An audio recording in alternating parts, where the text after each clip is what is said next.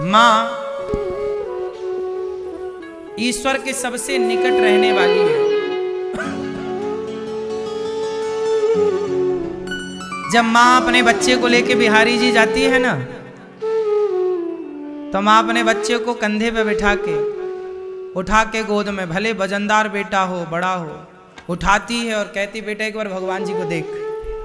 वो भले खुद ना दर्शन कर पाए पर बच्चे को दर्शन कराती है। ये है माँ। कौन सी माँ होगी जो पहले खाती होगी बाद में बच्चे को खिलाती होगी? कोई माँ ऐसी नहीं है। हर माँ पहले बच्चे को खिलाती है फिर माँ खाती है, लेकिन वही बच्चा जब बड़ा होता है तो पहले खुद खा लेता है और माँ को पूछता भी नहीं कि माँ खाई कि नहीं। बोलो हाँ। माँ पहले तुम्हें खिलाती है फिर खाती है, लेकिन तुम खा गए और माँ को पूछा भी नहीं।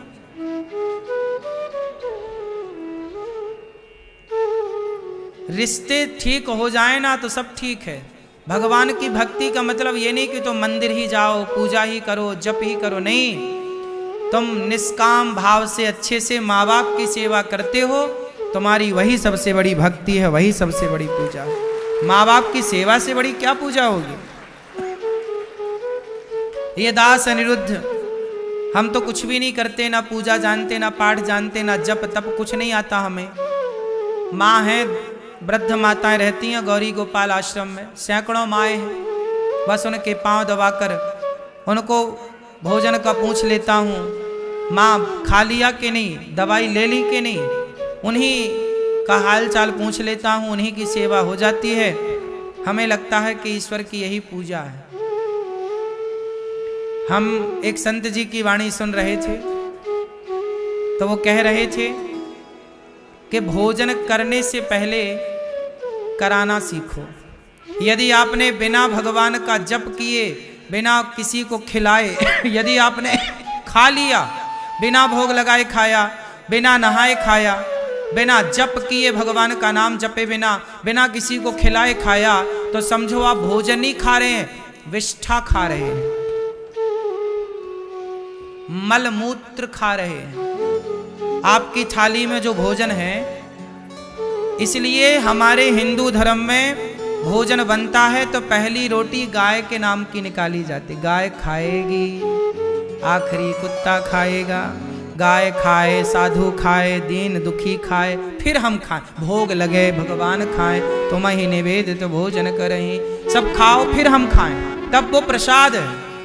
कोई खाया नहीं तुम्हारे घर में, ना भोग लगा, ना कोई साधु, ना कोई दीन, ना कोई दुखी, ना कोई गाय, तुमने खाया तो वो तुम अन्न थोड़ी खा रहे हो, विष्ठा खा रहे हो। वो मल की तरह है, वो भोजन थोड़ी है।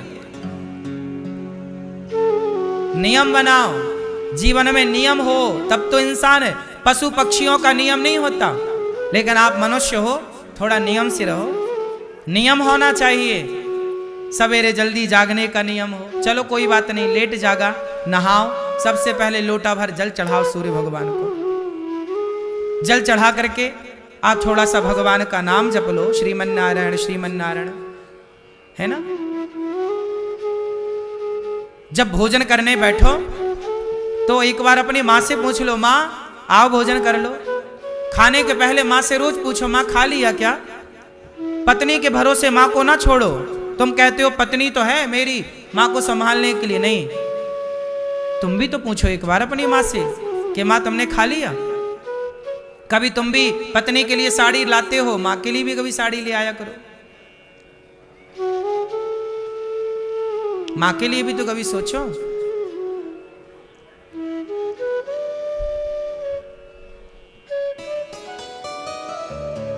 अपने पिता के पांव, रात्रि को सोने के पहले अपने माँ बाप के कमरे में जाओ, थोड़ा पांव दबाओ अपने पिता के, थोड़ा पांव दबाओ अपनी माँ के, माँ बाप के पांव दबाओ, पांव दबाकर सेवा करके सो। और खाने के पहले पहले खिलाओ किसी को। ये दास अनिरुद्ध, जब तक गौरी गोपाल आश्रम में हजारों लोग भोजन नहीं कर लेते ना मेरी माँ, तब तक ये दास कभी भोजन नहीं करता। पहले हजारों लोग भोजन कर लेते हैं गौरी गोपाल में, हजारों साधु संत भोजन कर लेते हैं, तब ये दास भोजन करता। किसी को खिलाकर खाना यही सनातन धर्म है। क्यों जी, बात सही है? अरे औरों को ना खिलाओ, कम से कम अपनी माँ को तो खिला दो। ना खिलाओ तुम किसी साधु को, संत को, किसी ना भूखे प्यासे को मत दो, कम से कम अपनी माँ को तो पूछो। अब कितने लोगों की माँ यहाँ रहती हैं गौरी गोपाल में, बेटा एक बार भी फोन नहीं लगाता, माँ कहाँ हो, कैसी हो, जिंदा हो कि नहीं हो। माँ मर जाती हैं गौरी गोपाल में, कुछ माँ वृद्ध हो गई, अब मृत्यु आई तो भगवान के घर जब गई, हमने बेटों को फोन लगाया कि बेटा माँ अंतिम सांस ले रही है, आओ मिल लो, दर्शन कर लो, नहीं आया। माँ मर गई तब भी फोन लगाया, बेटा आओ कंधा दे दो अर्थी को, बोला हमारे पास टाइम नहीं है। ऐसे बच्चे ना हो तो ही अच्छे हैं। माँ बाप के एहसान को क्यों लोग भूल जाते हैं, इतनी सी बात मुझे समझ नहीं आई आज तक। आपको समझ में आई हो तो आप बता देना मुझे, क्यों भूल जाते हैं माँ बाप को, पता नहीं। क्या गुनाह कर लेते हैं माँ बाप, पता नहीं। बुढ़ापे में आदमी बड़बड़ बोलता बहुत है, बुढ़ापे में आदमी बोलता, आपको लगता माँ बहुत बोलती है, जा अरे वो लाख बोले, चुप रहो ना, तुम जवाब ही मत दो। मैं एक आपको मंत्र देता हूं, माँ बाप के कहे कोई भी वचन का प्रति उत्तर ना दो। यदि तुम्हें बात समझ में नहीं आ रही है, तुम्हें गलत बात लग रही है, उत्तर ना दो। माँ जो कह रही है ठीक है, सुन लो।